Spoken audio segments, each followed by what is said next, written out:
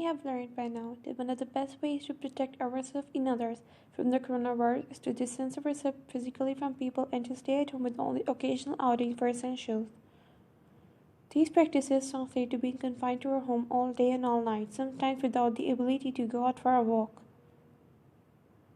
The impact of confinement on our mental health can vary greatly based on all sorts of factors, including the physical space of home or apartment, the number of people in the home, their ages, and ability to function independently, amount of caregiving that is needed, and whether and how much homeschooling is needed, resources for connecting with the outside world, and many other such factors. Many of us are not alone, but have spouses, partners, and relatives with us. No matter how much one loves the other person in the home, a little versus privacy and less intense togetherness might be welcome, even if only for a small part of the day.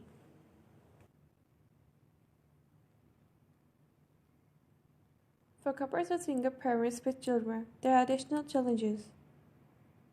The home now is center for daycare, schooling, and some other activities in which the children may have been involved routinely before confinement. Guess who gets to take these over? Yes, the parents, all the while trying to maintain their own sanity and poise through it all.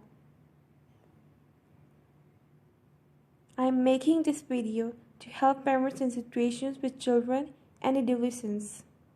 Tips and useful strategies. First, do no harm. The living condition may be difficult. If there are any behavior problems in the home, the first recommendation is to be sure not to make matters even more difficult. It is easy to make a thing a little worse, and by that I mean making it more difficult to get along with others in the home. In relation to child rearing, more reprimands, punishment, discipline, and similar attempts to control or regulate child behavior can easily backfire. That is, make the situation a little less tolerable and more tense. In general, keep an eye on these actions that can fuel a spark you are trying to extinguish. Ignore what you can when you can. The usual exceptions apply as we attend to matters related to safety and well-being. Line upon demands. We may have standard requirements and many reasonable demands you make of your children. After all, the responsibility for teaching and raising them falls to you. Under these special circumstances, try to let things go, perhaps related to chores and other activities. The dilemma is that during routine times when we're not quarantined, you are trying to teach specific habits, values, and so on. They're important, but now is the time to ease up. You might worry that if you do not stay strict, the child will become a slacker who sits all day around. But there is no slippery slope here. You don't need to worry about such things in this time.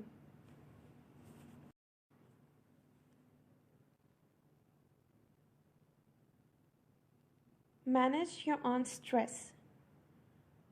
As the parent, do all you can to manage your own stress. The obvious reason is to help maintain your own sanity. But the less obvious reasons are twofold. First, stress of a parent often gets passed to the child. No one will necessarily realize this, but that stress can make everyone just a little bit more on the edge and more reactive than they otherwise might be. Second, and related, stress or irritability in one's voice and perhaps facial expression and gestures can increase non-compliance in the child if the child is asked to do something. Be sure to carve out some time for yourself as possible, perhaps at the bedtime or during time children are napping or doing school homework.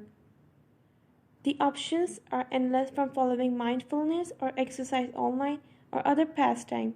Stress management is more important than ever for you and for empires in the home.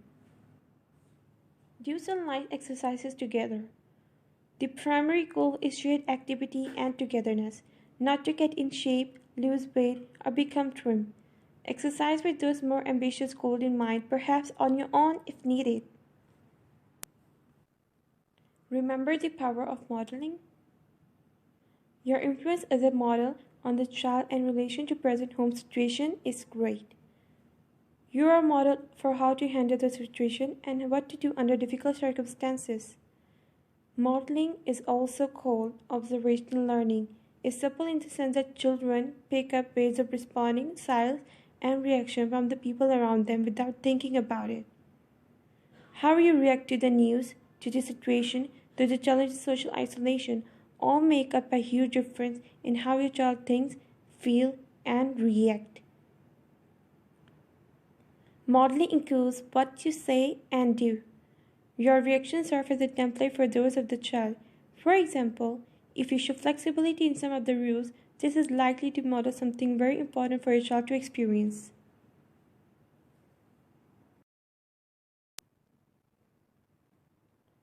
Good news. End the day with good news. That could mean no news from TV unless you can tune into stations that present that. More generally, make sure the child bedtime is not preceded by any arousing or disturbing activity. This is not easy. There is violence on TV, video games, news about the virus and its victims that can induce fear and anxiety in all of us. And we know from research, child anxiety can be greatly increased by heavy exposure to troublesome news. Whatever your own practice of the following consequences of virus, near bedtime would be perfect time to suspend these. Social isolation and confinement are going on now. Adding these other factors increase anxiety and stress on the child. A present brief view on YT or softly telling a story to a child as she is in bed would fit nicely here. Not the usual story time. Take time each day to share a happy, fun story from the past. Each person can take a turn sharing a memory, or you can take turns so there's one each day by one person. Ask the storyteller to describe the memory in detail. What is the best memory? Family experience? Time with a friend? What exactly did the person like? What was special? Who was there? What were you wearing?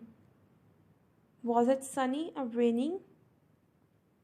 This is not just for children. You and your partner might do the same. Recount your first date or encounter the first time you met the other person's parents' friend. The criteria for this must be positive story or minor social catastrophe where everyone was amused and no one was hurt in any way. There are some equivalent activities such as going to photos from a prior vacation in which the children will involve and can see past photos of themselves. Affectionate physical contact. Provide more physical contact than usual if you can. Affection are worth increasing. A little more hugging and sitting next to each other with a desk. These are comforting and have biological underpinnings to explain that. Another way to frame this, we are all experiencing loss, time and activities with others, routine outside the home, and freedoms to come and go. Physical contact provides comfort and can be helpful whether the person talks about loss or missing something. Monitor your child. Signs of anxiety and depression in children are often missed by parents. They can be subtle but do not look different from having a bad day or night unless they are extreme. When looking for warning signs of your children, consider asking, does my child worry a lot?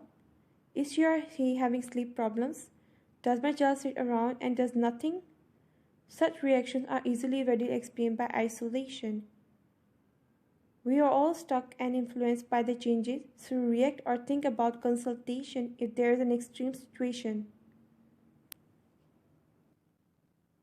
Adolescents in the home. All the above points apply to adolescents, but of course there are age adjustments. With adolescents, private time is likely not to be a problem. They may seek that naturally. We have learned over years that even with all the time away, teens need family time more than ever. When selecting or doing activities, it would be great to have the adolescent take on the lead, selecting options whenever possible. For example, if there is a costume night, have the adolescent generate options.